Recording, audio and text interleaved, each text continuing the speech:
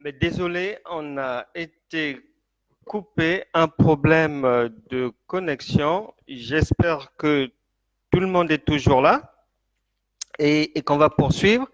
Mais je disais donc que si vous êtes dans cette posture-là, mais sachez que vous êtes toujours dans le péché. Vous n'avez rien à faire dans une telle relation et surtout, il faut savoir que on ne se moque pas de Dieu, on ne peut pas tromper Dieu, on ne peut pas faire semblant que l'un n'est pas au courant de l'existence de l'autre. Non, surtout si vous avez déjà ces signaux-là, mais de la part du monsieur, et puis si en amont, vous avez déjà eu quelques bribes comme ça d'écho disant que il vit avec quelqu'un ou il est avec quelqu'un, vous, la Bible déclare qu'il ne faut pas et nous déconseille de participer au péché d'autrui.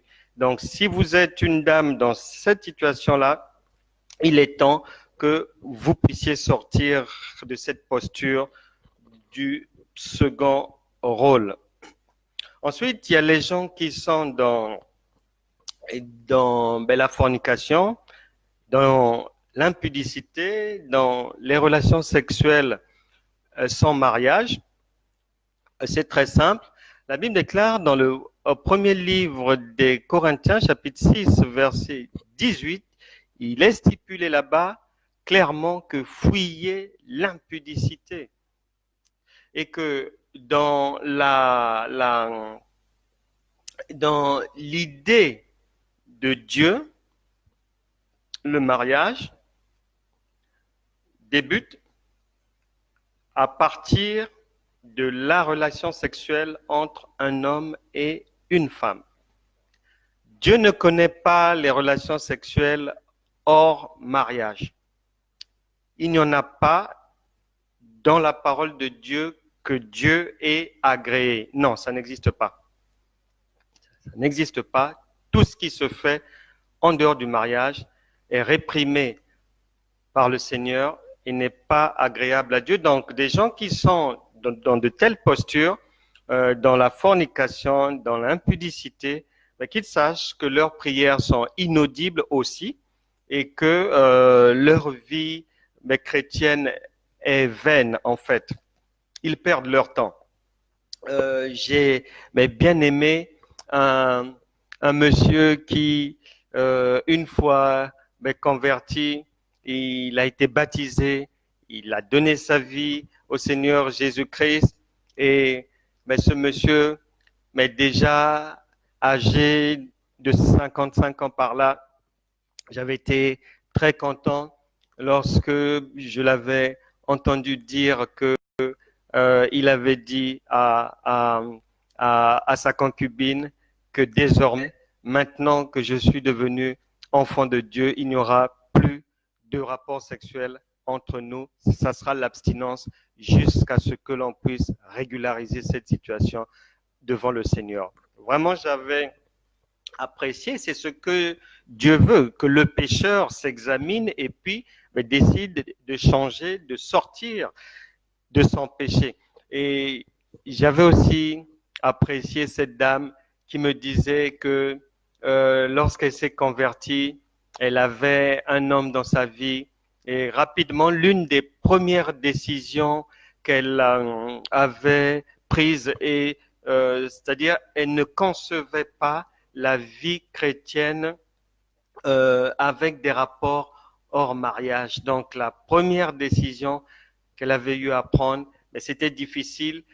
Au début, elle se levait, elle retombait, elle se levait et tout. Et à la fin, elle avait gagné cette victoire contre l'impudicité et elle avait fini par mettre sa vie en ordre. Vraiment, j'avais apprécié cette détermination. Parmi les péchés sexuels, on va aussi citer la masturbation, qui est une sorte d'autosatisfaction sexuelle et qui est une pratique, mais contrairement à ce que certains médecins peuvent dire, contrairement à ce que certains psy charnels et pervers peuvent dire à leurs patients, c'est une pratique réprouvée par Dieu.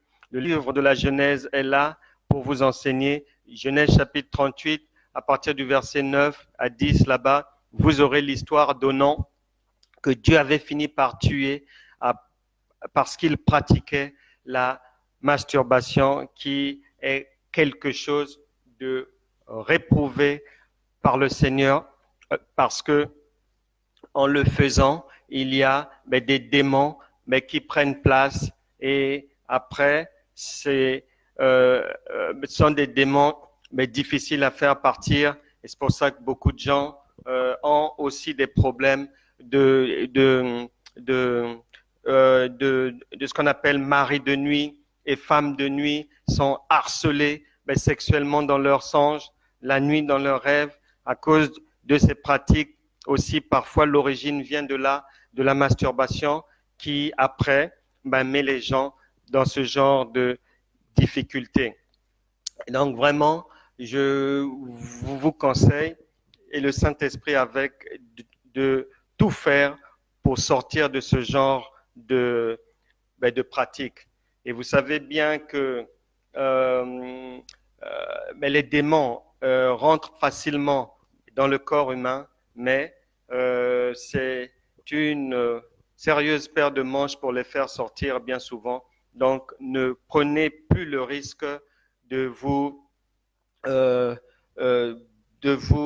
recouvrir, de vous laisser inonder de démons, sinon votre vie ne pourra pas aller de l'avant. Parmi les pratiques sexuelles aussi qui sont des obstacles à la foi biblique, à la foi chrétienne, il y a la fellation et la Bible déclare que tout est permis, donc chacun peut faire ce qu'il veut, mais dans le livre de Dieu, il est écrit là-bas que nous serons tous jugés à la fin pour rendre compte de notre conduite terrestre. Tout est permis, dit la parole de Dieu, mais tout n'est pas utile. Franchement, il y a des choses, mais sur terre, on n'a pas besoin d'être allé à l'école pour savoir que ça a lieu d'être ou ça n'a pas lieu d'être. Nous savons tous que le tabac tue et que celui qui consomme la cigarette se suicide à petit feu, mais bon, vu qu'il faut faire de l'argent, on essaie d'en parler, mais pas trop. Mais l'alcool, c'est pareil, vu que ça fait rentrer de l'argent, alors que c'est l'une des premières causes, tabac, alcool, de mortalité dans plusieurs pays chaque année. En France, c'est plus de 70 000 personnes par an mais qui meurent, mais rien qu'à cause de l'alcool. Et si on ajoute à cela le tabac, là-bas, ça doit monter à 150 000 par là. C'est vraiment beaucoup, beaucoup de pertes en vie pour des choses dont l'homme sait pertinemment qu'il est en train de se tuer, mais se suicider lorsqu'il consomme ces choses-là. La médecine n'insiste pas dessus, puisqu'il faut faire de l'argent. Et en ce qui concerne la fellation, c'est pareil. Les médecins n'insistent pas trop dessus. Il faut laisser les gens faire ce qu'ils veulent. Et les démons et Satan en profitent, alors que même les chrétiens sont pris dans ce piège-là de ce siècle présent pervers, alors que la Bible déclare que Dieu est 3 fois saint et que Dieu ne tolère pas la souillure. Hébreux chapitre 12, verset 14 est là pour nous le rappeler à chaque fois que sans la sanctification, nul ne verra le Seigneur. Il n'y a pas besoin d'être allé à l'école pour savoir que la bouche n'a pas été faite pour recevoir du sperme. Il n'y a pas besoin d'aller même en classe de seconde pour savoir que le vagin d'une femme sécrète des substances qui sont dégueulasses et qu'on n'a pas à mettre ça dans la bouche. Mais même la médecine n'en parle pas trop, alors que mais ce sont des choses qu'il fallait mais réprouver et puis en permanence faire des campagnes de publicité et attirer l'attention des gens sur tous ces dangers-là. On n'a pas besoin d'être allé à l'école pour savoir que le derrière n'a pas été fait pour autre chose que faire sortir ce qui n'est pas bon dans le corps humain, etc., etc.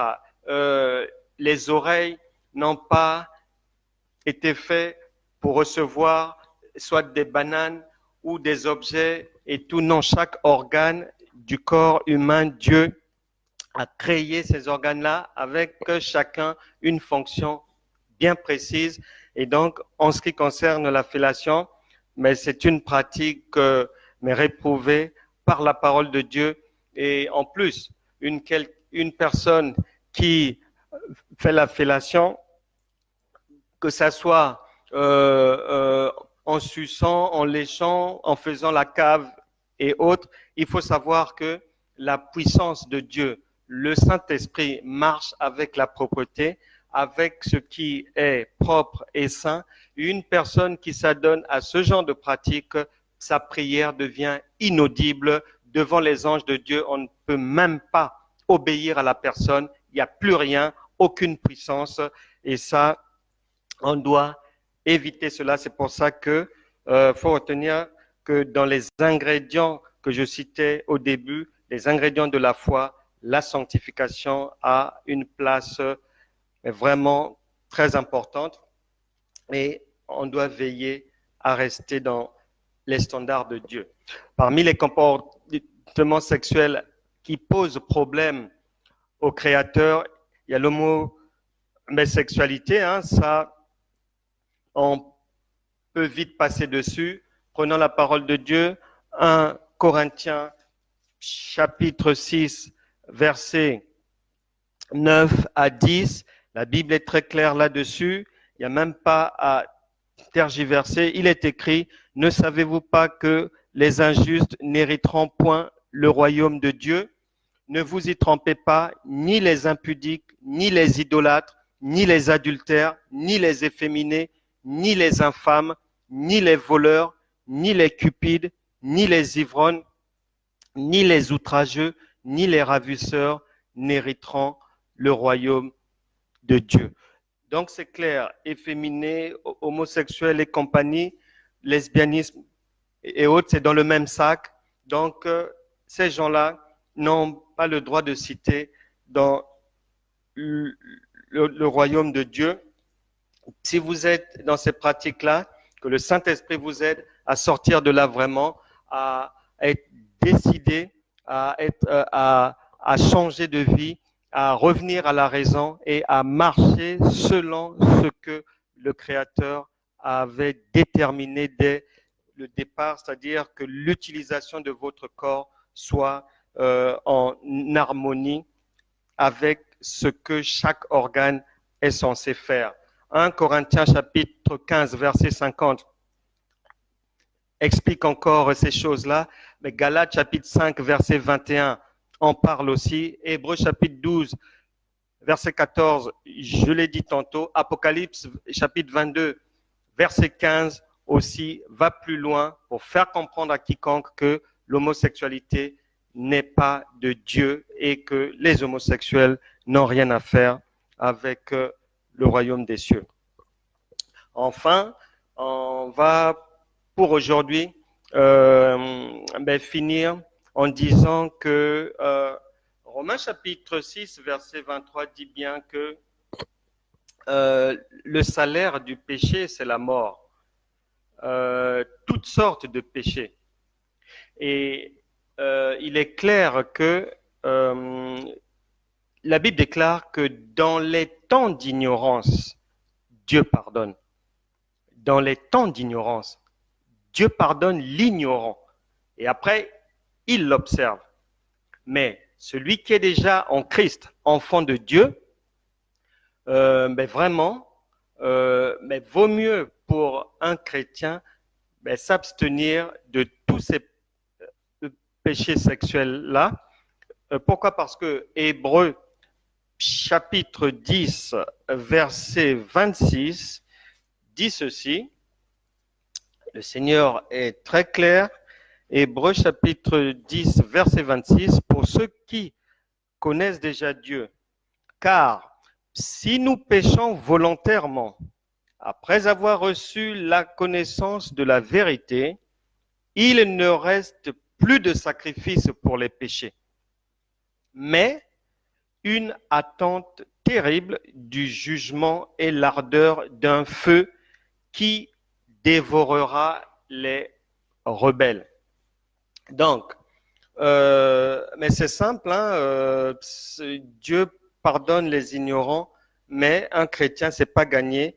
Et Hébreux chapitre 10, verset 26 vient de nous le préciser. En Hébreux chapitre 3, verset 7, il est dit, si vous écoutez sa voix aujourd'hui, si vous entendez sa voix, n'endurcissez pas votre cœur.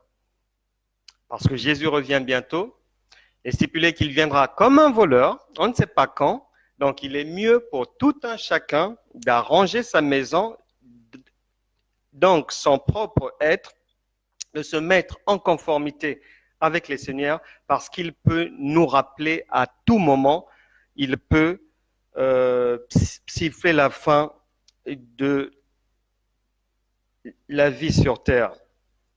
Je vais finir en vous laissant sur deux paroles du Seigneur que j'aimerais bien qu'on puisse méditer tout au long de la journée et même dans les jours à venir. 2 Corinthiens chapitre 7, verset 1. 2 Corinthiens chapitre 7, verset 1, qui dit ceci.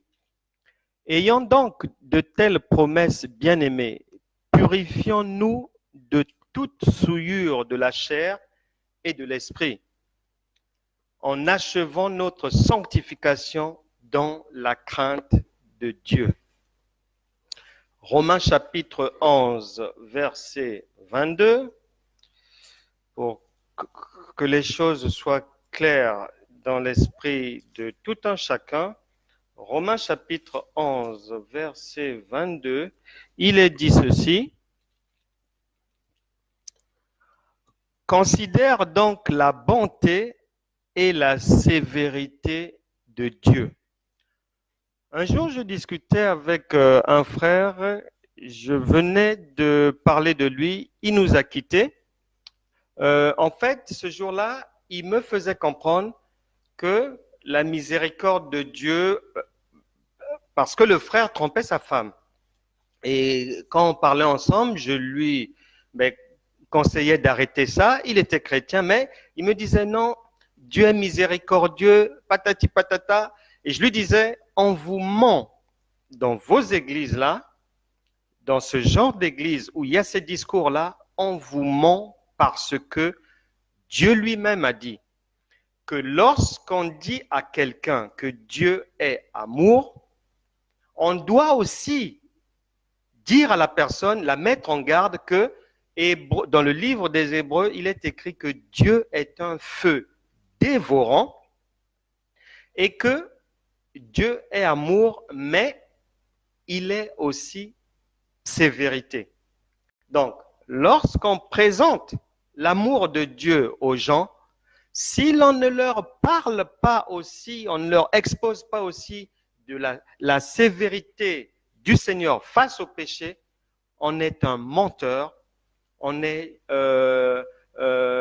en marge de la foi et de la volonté de Dieu parce que Dieu tient à ce que les hommes soient prévenus d'une manière bien et complète. Hébreux, chapitre 11, verset, Romains, chapitre 11, verset 22, je reprends. Considère donc la bonté et la sévérité de Dieu. Sévérité envers ceux qui sont tombés et bonté de Dieu envers toi Si tu demeures ferme dans cette bonté, autrement, tu seras aussi retranché. Donc voilà, c'est clair et net. Dieu est amour, Dieu est bon, mais chacun doit savoir que, même à côté de cet amour-là, il y a le jugement de Dieu qui est là, il y a la sévérité de Dieu, et qu'il y a des péchés que Dieu pardonne pour ceux qui sont dans l'ignorance, mais pour un chrétien, il y a des péchés, non seulement que Dieu ne pardonne pas, mais la Bible, nous l'avons lu en 2 Corinthiens, on l'a lu, qu'il vaut mieux qu'un péché soit à l'extérieur du corps que dans le corps, avec le corps. Donc, j'espère que ce que le Saint-Esprit a voulu tous nous dire aujourd'hui et attirer notre attention, c'est pour notre bien, pour nous aider à demeurer dans les standards de Dieu, à être agréable à Dieu, à nous fortifier dans la foi et dans l'homme intérieur. Et la foi est l'association, la somme de plusieurs ingrédients, parmi lesquels la sanctification, dont dépend la conduite sexuelle. Et nous venons de voir à ce sujet quelle est la volonté de Dieu. La solution, donc, c'est la repentance, d'abord. Si vous reconnaissez que vous êtes encore faible, que vous êtes tombé, que vous êtes encore dans ces pratiques-là que nous venons d'énumérer ensemble, il est temps pour vous de vous repentir avant soit que Dieu ne vous colle une maladie, soit que Dieu ne retire votre souffle, puisque pour lui, vous êtes inutile sur terre, vous rentrez à la maison, ou soit que Dieu ne vous expose publiquement. Je ne vais pas vous faire un dessin, vous pouvez ouvrir votre poste, vous entendrez, vous verrez certaines femmes de Dieu, des hommes de Dieu, des gens, des frères, des sœurs, des croyants, des non-croyants, qui sont quotidiennement, dont les péchés sont quotidiennement exposés parce qu'ils n'ont pas voulu se ressaisir, ils n'ont pas voulu se repentir, après avoir été avertis plusieurs fois par Dieu. Parce qu'il faut savoir que Dieu n'expose pas quelqu'un sans l'avoir averti. Donc, vous avez écouté la voix du Saint-Esprit, n'endurcissez pas votre cœur. Il est temps pour vous de vous ressaisir, demandez pardon à Dieu pour qu'il vous aide, que le Saint-Esprit vous aide à sortir de ces péchés, la masturbation, de la fornication, de la fellation, de la sodomie, de toutes ces souillures et impuretés qui sont cautionnées, encouragées dans ce monde. Il y a même maintenant des sites, des endroits, des sociétés pour aider les mariés à se tromper, etc., etc. Il y a tellement de choses bizarres et étranges. Les gens trouvent ça, non, on ne dit rien, ça avance comme ça. Non, mais nous, enfants de Dieu, en tant qu'ambassadeurs du Christ, devons garder une conduite digne de notre Père à qui nous devons tout et auquel un jour nous devrons tous rendre compte de ce qu'il nous a demandé de venir faire ici. Donc nous allons tous nous repentir. Vous pouvez aussi faire cette prière de repentance pour un proche, pour une amie, pour un ami, pour un frère, un parent, un grand frère, un collègue, une collègue, votre supérieur, mais pourquoi pas, de repentance au nom de Jésus. Seigneur, nous venons devant toi pour reconnaître nos péchés. La Bible déclare que l'esprit est bien disposé, mais c'est la chair qui est faible. Aie pitié de nous, Seigneur. Nous reconnaissons nos péchés. Aide-nous à sortir de là, à demeurer debout et à poursuivre une marche chrétienne authentique, digne de ta volonté, Seigneur. Que ton sang nous lave, nous purifie, Seigneur, au nom puissant de Jésus. Seigneur, aie pitié de nous. Merci, Seigneur, pour ta bonté. Seigneur, ne nous fais pas du mal, car aujourd'hui, nous décidons de sortir de là. Nous décidons de rompre avec les pratiques obscures, avec le mal, Seigneur, avec la saleté, avec la souillure, Seigneur. Aide-nous au nom de Jésus. Amen. Nous allons prier pour briser toutes les malédictions, les envoûtements sexuels sur les vies des gens. Je connais beaucoup de gens qui se battent pour sortir de là. Et je me souviens d'un ami pasteur, il y a quelques années, qui était en but avec ces problèmes-là, mais j'avais quand même apprécié son esprit de repentance. Un dimanche, il s'est présenté dans son assemblée, et au lieu de prêcher, il s'est mis à genoux. Les gens ne comprenaient pas, il a demandé aux fidèles de prier pour lui. Lorsqu'ils lui ont demandé la raison de cette prière, il dira que non, qu'il n'arrivait pas à vaincre l'impudicité et qu'il était complètement plongé dans cette pratique et qu'il se sentait tellement indigne, impur, qu'il préférait se retirer du ministère pour traiter d'abord ce problème avec l'aide de Dieu. Et le jour où Dieu le lui permettra, il pourra revenir prêcher, mais il ne se sentait plus ni qualifié ni digne d'apporter la parole de Dieu. Voilà ce que Dieu veut, que l'homme puisse se repentir et sortir de son péché, prendre la décision de sortir de là. Et il y a beaucoup de gens qui sont liés par ces malédictions-là. Nous allons prier pour que vous-même ou vos proches, vous puissiez remporter cette victoire-là avec l'aide du Saint-Esprit. La Bible déclare, Jean chapitre 8, verset 36, que si le Fils vous affranchit, vous serez réellement libre. Vous êtes peut-être encore dans ce problème, mais vous l'ignorez. Vous pensez que vous êtes sorti de là. Non, il y a des choses, il y a des malédictions, il y a des envoûtements, il y a des choses, des pratiques qui se réveillent après plusieurs années. Vous n'y étiez pas, vous n'aviez pas l'habitude de faire ça, mais un beau jour, il y a quelque chose, il y a un déclic comme ça, et vous êtes surprise de vous surprendre dans ce péché-là. On va prier contre ça, pour que vous ne puissiez pas en arriver là. On parle du démon du midi, lorsque les gens arrivent à la quarantaine. Donc on doit éviter, derrière cette expression démon du midi, on doit éviter que les vrais démons, ce sont des démons, puissent vous persécuter et mettre à mal votre foyer, mettre à mal votre vie. On va prier contre ça. Au nom de Jésus, je prie et je brise toute malédiction sexuelle dans les vies de quiconque. Au nom de Jésus, je brise par l'autorité de Jésus-Christ, par le feu de Dieu, la puissance du Saint-Esprit, toute chose mauvaise établie dans les fondations de quiconque. Je brise cela, les programmations maléfiques dans le futur des gens, sur les esprits d'homosexualité, de masturbation, de fellation, d'infidélité, de fornication et autres.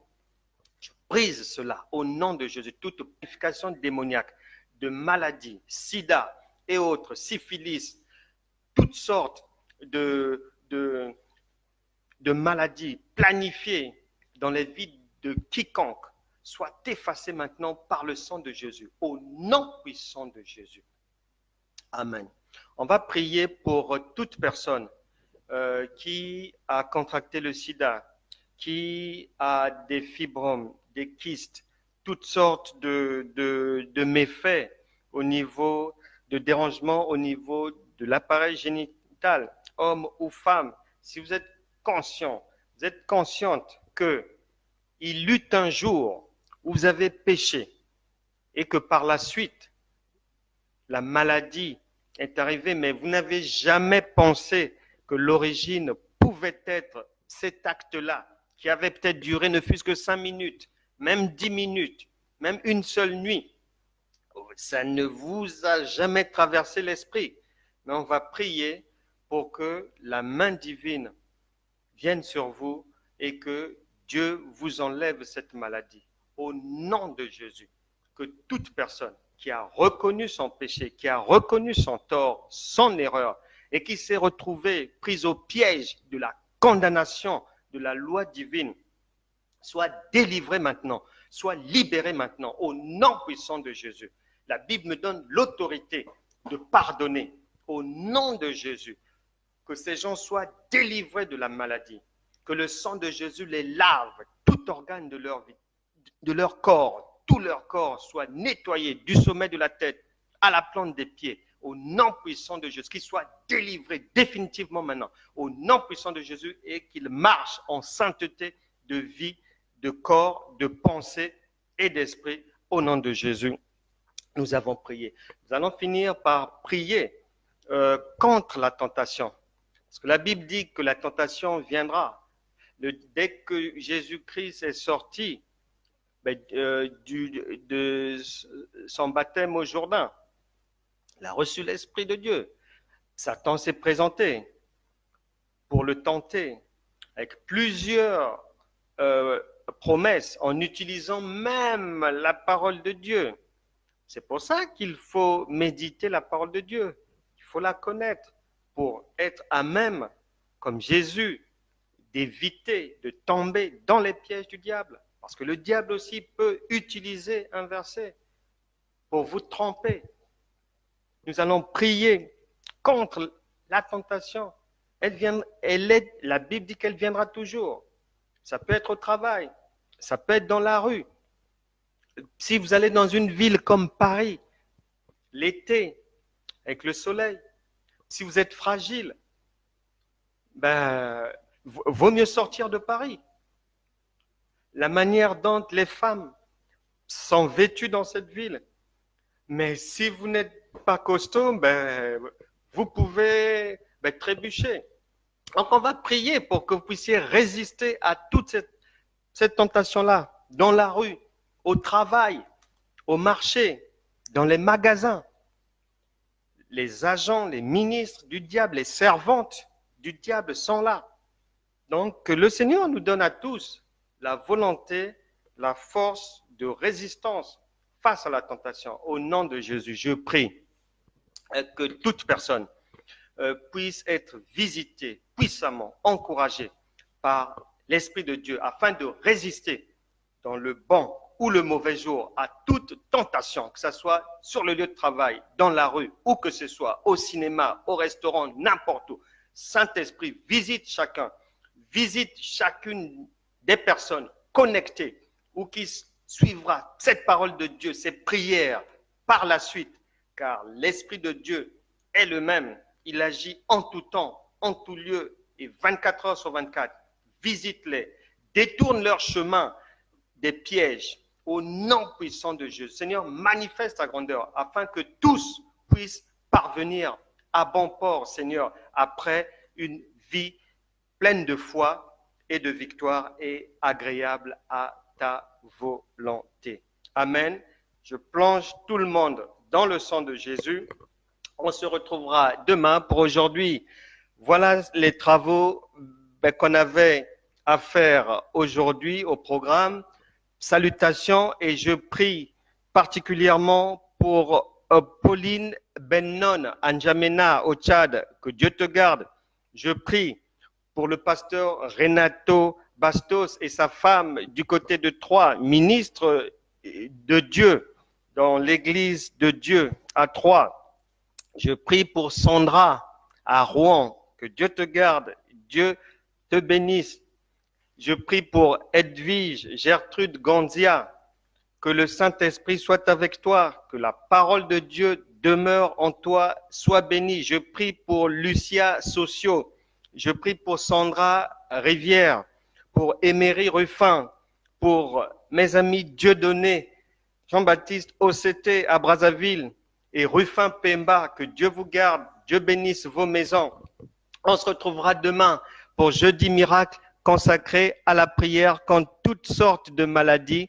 Que Dieu vous garde et partagez ces éléments, partagez la parole de Dieu, partagez ces vidéos car elles sont une bénédiction. C'est le Saint-Esprit qui parle à quiconque et qui veut délivrer quiconque des pièges du diable.